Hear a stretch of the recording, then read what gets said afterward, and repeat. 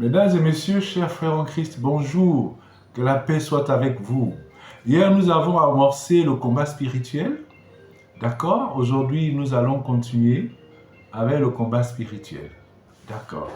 Alors, aujourd'hui, on doit commencer en image. La première image que je vous présente, c'est celle, je vous rappelle le contexte. Le contexte, c'est que j'étais allé voir un prêtre, puisque je cherchais du boulot, et ce prêtre-là m'a reçu. Je lui ai expliqué mon problème, et quand il m'a reçu, il a fait un peu, comment dirais-je, il m'a dit ceci. Je lui ai posé mon problème, je cherchais du boulot, etc.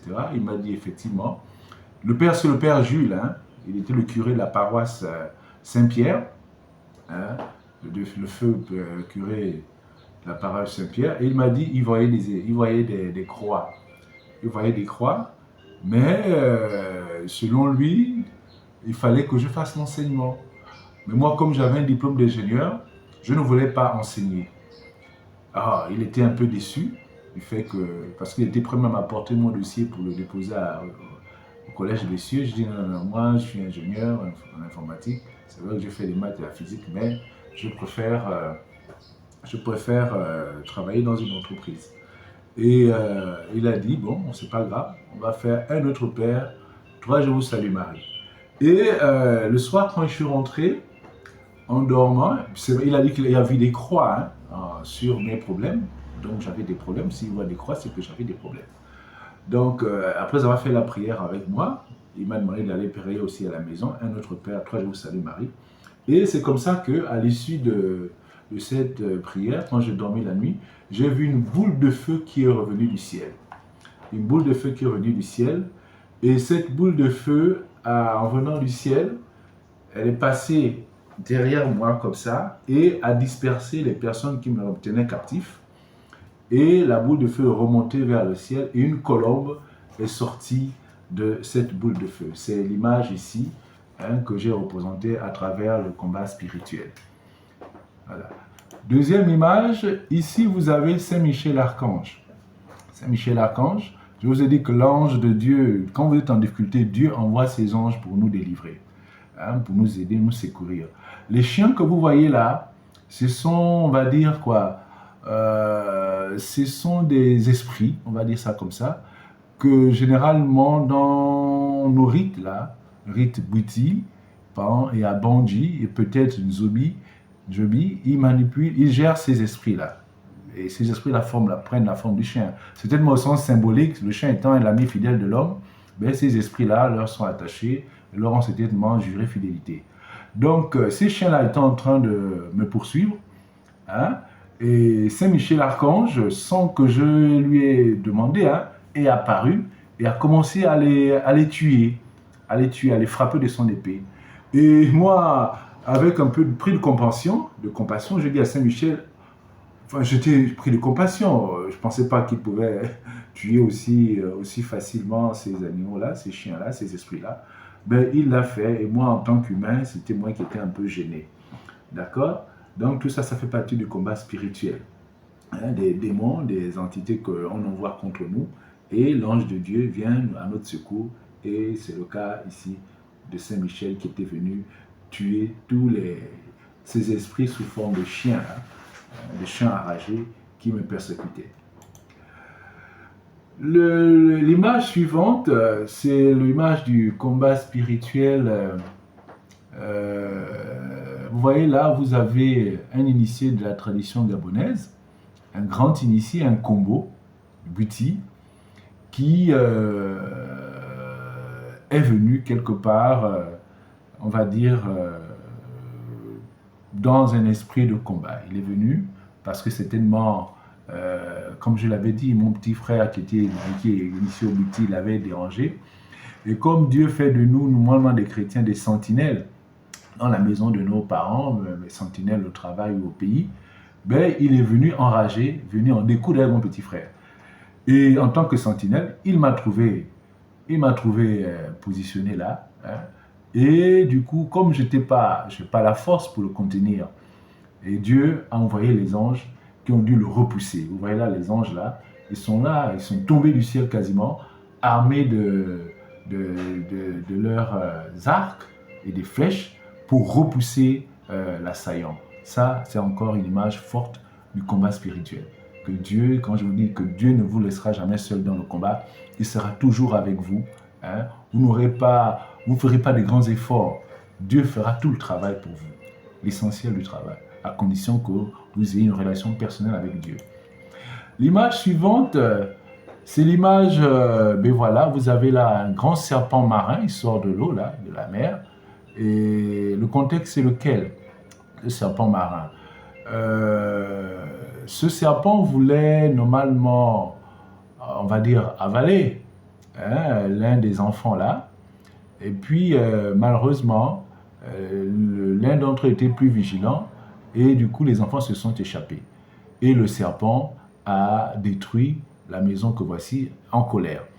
Et sur le plan physique, qu'est-ce qui s'est passé avec ce serpent-là? La maison du propriétaire de ces enfants-là a brûlé. Sur le plan spirituel, voici ce qui s'est passé. Mais sur le plan physique, après cet événement-là, après ce songe-là, tu fais ce songe-là, la maison du propriétaire de la maison, du propriétaire, enfin l'un des enfants, un des pères des enfants, là, la maison a brûlé en représailles.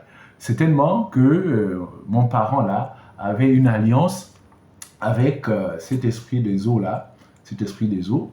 Ça peut être la représentation d'une, je peux imaginer, hein, peut-être d'une sirène, puisque que ce soit au Gabon, en Afrique ou en Asie, hein, il y a des esprits des eaux. Hein, en Asie, j'ai dû voir dans un film des esprits des eaux qui ont la forme de grands, de puissants et grands serpents marins. Donc ça encore, c'est une illustration du combat spirituel. Autre image, le feu qui revient du ciel, qui disperse les personnes qui nous retiennent souvent captives, et la colombe qui en sort. Et combat spirituel, toujours un initié qui, voilà, toujours le combat spirituel. Ici, c'est une illustration de ce qui se passe lorsqu'il y a des délivrances. Ok? Vous voyez là, ils sont en train de chanter des louanges à la gloire de Dieu. Et puis, il y a des frères et des sœurs qui imposent des mains à des personnes qui ont des problèmes spirituels. Et il en sort des démons sous forme de sirènes des eaux, de serpents, d'incubes, de succubes, de rats, etc., etc., d'ours. En tout cas, tous les animaux que vous pouvez imaginer sortent du corps. Parce que généralement, surtout nous, en Afrique, même en Europe, hein, nous avons des alliances, des totems.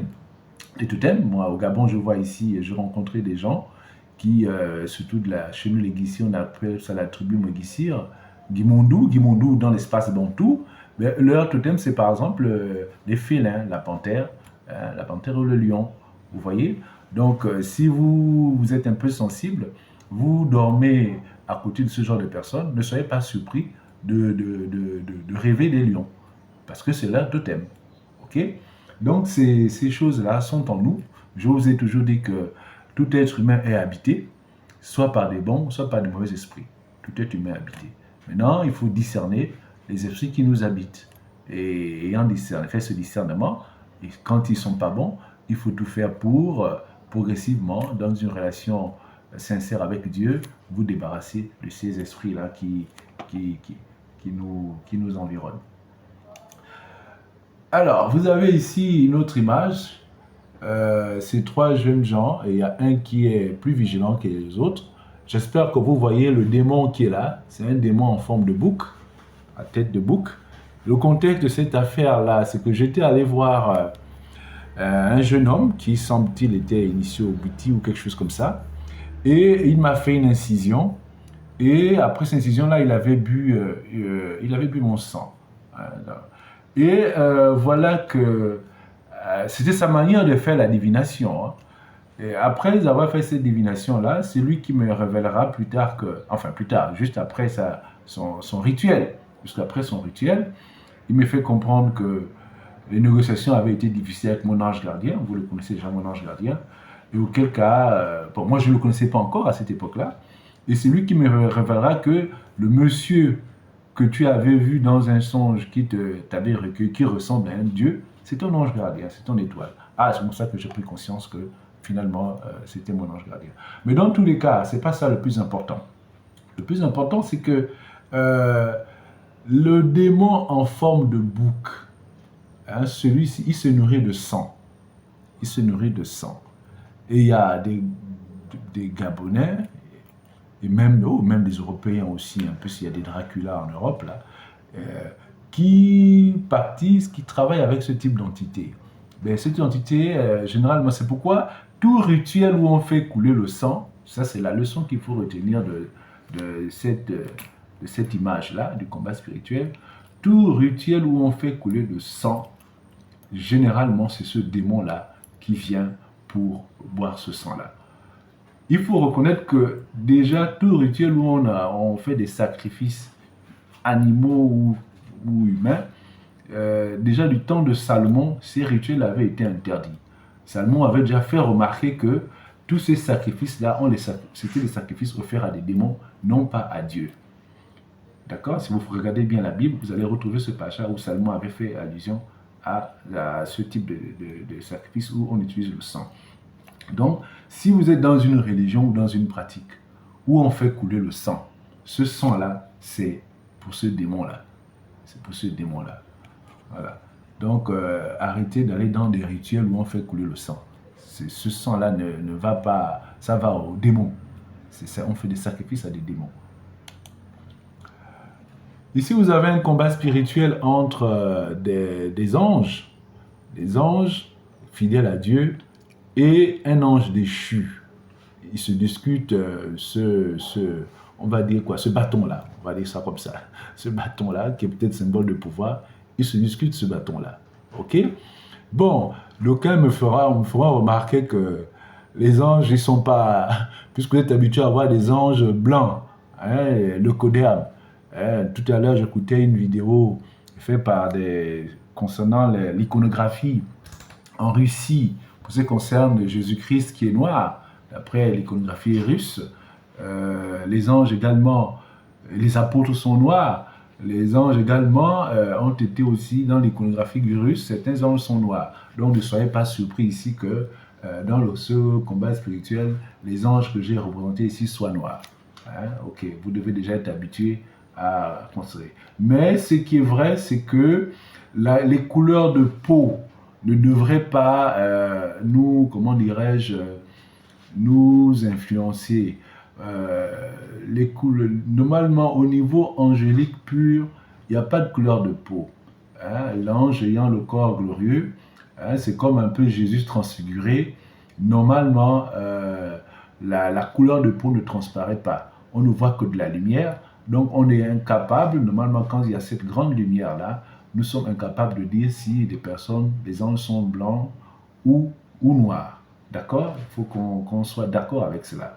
Donc, si on les peint en noir ou en blanc, c'est juste bon pour une représentation, mais sinon, ils n'ont pas à avoir cette couleur-là. Les couleurs de peau ne doivent pas transparaître au niveau angélique. Ici, vous avez une illustration, c'est ce que je vous ai dit dans les cimetières. Dans les cimetières, pour les chrétiens, vos parents ne sont plus au cimetière. Ils sont au minimum au purgatoire, sinon au paradis. Ne reste au cimetière que des esprits méchants et des démons. D'accord? Voilà. C'est pourquoi les pratiquants des sciences occultes vont faire leur rituel dans les cimetières. Parce qu'eux, ils travaillent avec des démons. D'accord? Ça, c'est une vision que Dieu m'avait montrée. Et vous voyez que ce chrétien-là est obligé d'être porté par l'Esprit Saint, hein, au-dessus de... Voilà. Parce que simplement, voilà, les cimetières ne sont pas des lieux où devraient rester des chrétiens. Ce n'est pas possible. Quand vous y allez, il faut aller certes débousser les tombes de vos parents. Déjà, au minimum, il faut quand même avoir... Bon, nous, les catholiques, on est habitués à avoir des crucifix, des médaillons pour nous protéger. Oui, ça peut servir à nous protéger de ces entités-là. Et quand vous en sortez du cimetière, il faut vous purifier. Vous voyez ces statuettes-là? C'est des choses qui... Bon, c'est vrai que c'est des divinités... Bon, on a des divinités similaires en Asie, mais c'est tout cela. Ça prouve que quelque part, hein, ceux-là qui honorent ces divinités-là ne prient pas le vrai Dieu. Ne prient pas le vrai Dieu, on va dire ça comme ça. Donc, ils ont intérêt à se convertir pleinement au christianisme. Ici, c'est, oui, une illustration de combat spirituel qui a eu lieu le 28 avril 2004. Le 29 avril 2004. Le contexte, c'est lequel? Le 29 avril 2004, à Libreville, au Gabon, les élèves du lycée technique ont marché depuis le lycée technique jusqu'au 5. Ils avaient tout cassé sur leur passage, tout détruit sur leur passage. Les véhicules, etc., avaient été détruits ce jour-là. Et ces enfants-là ne le faisaient pas d'eux-mêmes. Ils avaient été manipulés par une sirène des eaux. Une sirène des eaux dans le Congo, là, dans le Congo.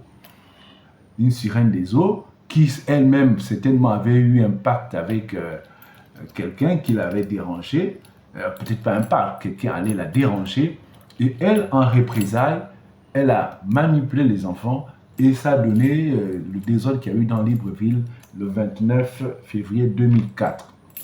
Alors, mais ce jour-là, heureusement pour la calmer, Dieu a dû intervenir en la foudroyant. Donc c'est la sirène là, vous la voyez pas très bien, là, elle est foudroyée par Dieu, elle est foudroyée par Dieu et son serviteur, hein, pour pouvoir ramener la paix dans la ville. Voilà encore une illustration du combat spirituel dans Libreville. Ok? Bon, maintenant nous allons, voilà, on vous a présenté quelques images sur le combat spirituel. C'est une réalité, le combat spirituel. Il y a une image qui m'a bizarrement, je ne l'ai pas vue apparaître là, je vais la retrouver parce qu'elle est aussi importante pour illustrer le combat spirituel. Laissez-moi la retrouver parce que il m'a semblé que je ne l'ai pas vue apparaître cette image-là, alors qu'elle est bien importante. Le prince des ténèbres qui descend du ciel. Oh là là, je ne la vois pas. C'est quand même curieux. Elle a disparu. Aïe, aïe, aïe. Pourquoi a-t-elle disparu? Bon, oui. Alors, voici une image qui est tout aussi intéressante. Voici un prince des ténèbres qui descend du ciel pour présider une réunion de sorciers. Ok? Pour présider une réunion de sorciers. Le prince des ténèbres, bon là il est peut-être ChatGPT qui m'a aidé, qui m'aide, mon assistant technique, à représenter un peu vilain, hein, mais sinon il n'était pas vilain. Il ressemblait tout au plus, pour ceux qui suivent un peu les dessins animés, vous voyez un peu Batman.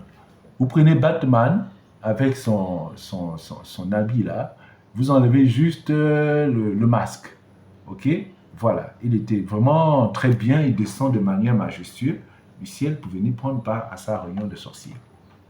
Et ayant présidé sa réunion, pendant qu'il présidait sa réunion, ben, les anges de Dieu sont venus les disperser. C'est vrai que j'ai pris un raccourci dans le contexte. Le contexte, c'est quoi? Plus en avant. C'est-à-dire que mon père était, on va dire, à l'article de la mort. Il était hospitalisé, gravement malade. Et curieusement, mon père qui n'avait jamais manifesté de signes de croyance en Dieu, me dit ce jour-là, ce soir-là, c'était un soir, on se séparait à l'hôpital général de Munich-CHL, il me dit Didier, prie pour moi. Mon père ne m'avait jamais parlé comme ça. C'était la première fois que mon père me demandait de prier pour lui. J'ai prié comme d'habitude, j'ai fait la louange et tout. Et dans la nuit, ben, il y a eu cette réunion-là des sorciers qui voulaient le précipiter. Et heureusement que Dieu s'est interposé et mon père s'est rétabli rapidement. Alors, maintenant nous allons vous expliquer, nous avons vu les icônes, le combat spirituel. Le combat spirituel est réel. Il ne faut pas en douter, le combat spirituel est réel. La Bible, on vous l'a dit avec des versets bibliques. Donc, la bonne nouvelle, c'est que il ne faut pas en avoir peur, puisque Dieu, toutes les fois que vous serez attaqué, si vous êtes chrétien, Dieu lui-même va faire ce qu'il faut pour vous délivrer. Maintenant, il faut quand même que nous abordions les portes d'entrée des démons selon les traditions. Parce que nous avons des démons, il faut savoir comment ils rentrent en nous. Et on vous a déjà dit comment les enfers sortir. Il faut se convertir, il faut faire des démons, il faut se convertir, il faut avoir une relation personnelle avec Dieu et les démons ne vont plus entrer en vous.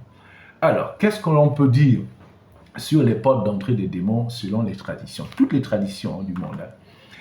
Dans presque toutes les traditions spirituelles, chrétiennes, juives, islamiques, animistes, bouddhistes, hindous, les rituels d'exorcisme partent du principe qu'un esprit impur ou une entité étrangère ne peut pas s'imposer sans porte d'entrée. Ces portes sont comprises comme des fragilités spirituelles, psychiques ou morales par lesquelles le mal peut s'infiltrer. Parmi les portes, vous avez les fautes morales et spirituelles. Le péché, c'est par le péché que les démons entrent en nous. Ok? Le péché, les transgressions, la désobéissance, entre parenthèses, l'orgueil, la haine, la fornication, la sorcellerie. Ce sont autant de portes d'entrée des démons en nous. Donc, si nous entretenons ce type de comportement, type d'attitude, ben, les démons vont entrer en nous et ils vont, si on ne prend pas des mesures pour les déloger, ben, ils deviendront légion. Ils deviendront légion. Rupture d'alliance avec le divin, c'est l'une des portes également. Abandon de la prière, rejet des commandements, culte des idoles. C'est une porte d'entrée des démons. Parjure ou promesse brisée qui ouvre une brèche spirituelle. Référence chrétienne, vous avez dans Éphésiens chapitre 4, verset 27. Ne donnez pas accès au diable. Parmi les portes d'entrée, après les fautes morales et spirituelles, vous avez les pratiques occultes et magiques. Sorcellerie, invocation d'esprit, pacte, sacrifice. Utilisation de talismans ou objets chargés magiquement. Oui, si vous utilisez un objet qui a été sacrifié aux idoles ou un couteau qui a servi à des sacrifices à des idoles, à une pratique occulte sacrifice ou dans lesquels on a invoqué des esprits impurs, ben oui, les démons peuvent rentrer à vous à travers cet élément-là. Donc, on disait utilisation des talismans ou objets chargés magiquement. Spiritisme, divination, nécromancie. Donc, ceux qui vont dans les cimetières invoquer les morts, généralement, les démons finissent par rentrer en eux. Les références bibliques sont les suivantes. Vous avez le Deutéronome, chapitre 18, versets 10 à 12. Dans l'islam, la tradition islamique, le sihr, c'est-à-dire la magie, attire les djinns. Ok? Dans le bouddhisme et tradition africaine, qu'est-ce qu'on en dit? Recours aux fétiches sans initiation légitime expose au désordre spirituel. Donc le recours aux fétiches sans initiation légitime expose au désordre spirituel. Par exemple, vos parents, si votre père, il était par exemple un grand bouddhiste, c'est un exemple, il a laissé une relique dans sa maison, dans sa chambre, et puis vous la touchez. Si vous la touchez, naturellement, un démon peut rentrer en vous. D'accord? Okay. Traumatisme et blessure intérieure, c'est également d'autres portes, c'est-à-dire la violence psychique, sexuelle, psychique, violence physique, sexuelle et psychique, peur extrême, choc émotionnel non guéri, haine et rancune profonde. Ce sont également d'autres portes pour les démons. Les dépendances et excès, vous avez la drogue, l'alcool, nourriture, luxure, les pratiques sexuelles déviantes ou sans maîtrise, toute perte de contrôle de soi qui ouvre la maison à l'influence extérieure.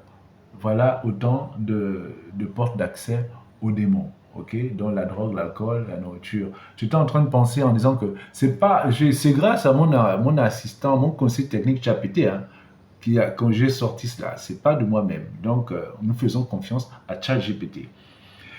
Autre porte pour les démons, les transgressions héréditaires, les transmissions héréditaires et collectives. Malédiction familiale, dette spirituelle non réglée, pacte fait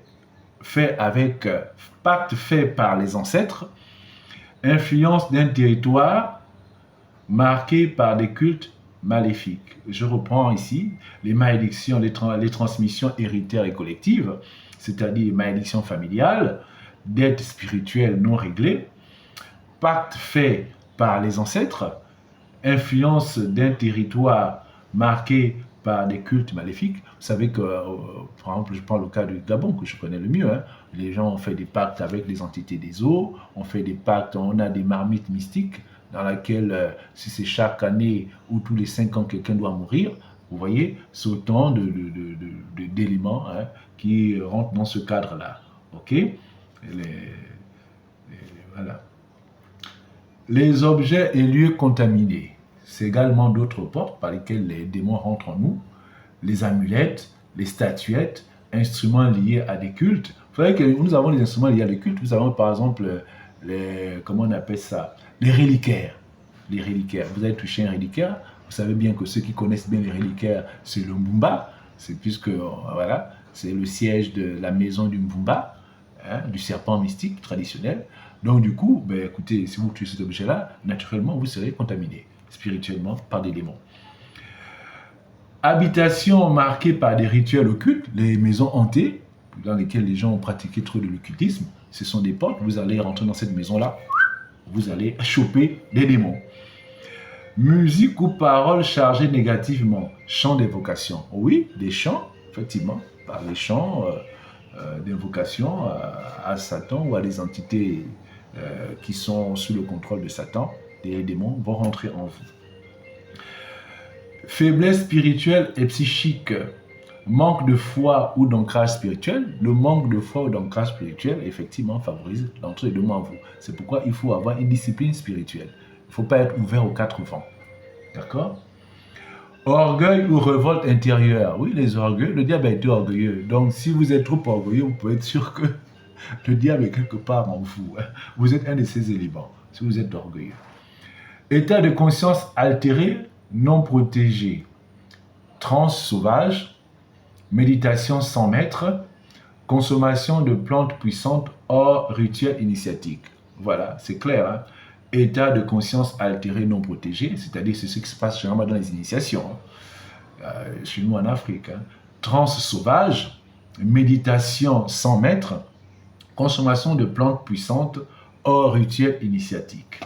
Alors, en résumé, les traditions spirituelles considèrent que les démons ou esprits négatifs rentrent par le péché, entre parenthèses, faute morale, éloignement du divin, l'occulte, sorcellerie, magie, pacte, les blessures intérieures, trauma, haine, peur, les dépendances, plaisirs sans contrôler, les drogues, etc., les plaisirs sexuels intenses, vous qui recherchez le plaisir, on ne sait pas, avec des produits, tout ça là, c'est des portes pour faire entrer le diable.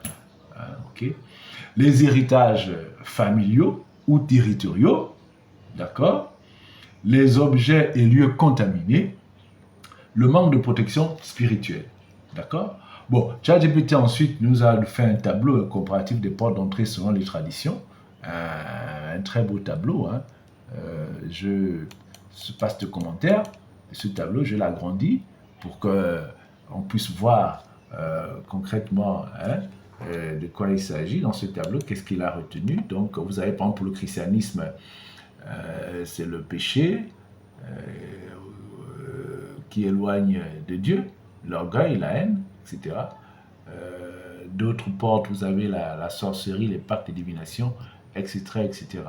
Donc, vous avez en l'islam aussi, on va dire qu'à des portes qu'ils ont identifiées. Chaque tradition a identifié des portes spécifiques par lesquelles les esprits, les démons, entrent en nous. D'accord? Bien. Même dans la tradition africaine, la nôtre, nous les Gabonais, la rupture avec les ancêtres ou les lois spirituelles, la sorcellerie, les fétiches et invocations illicites, les traumatismes, les rancunes et les jalousies, les abus d'alcool, de sexe ou de nourriture, les héritages, les lignages, les malédictions, les objets rituels.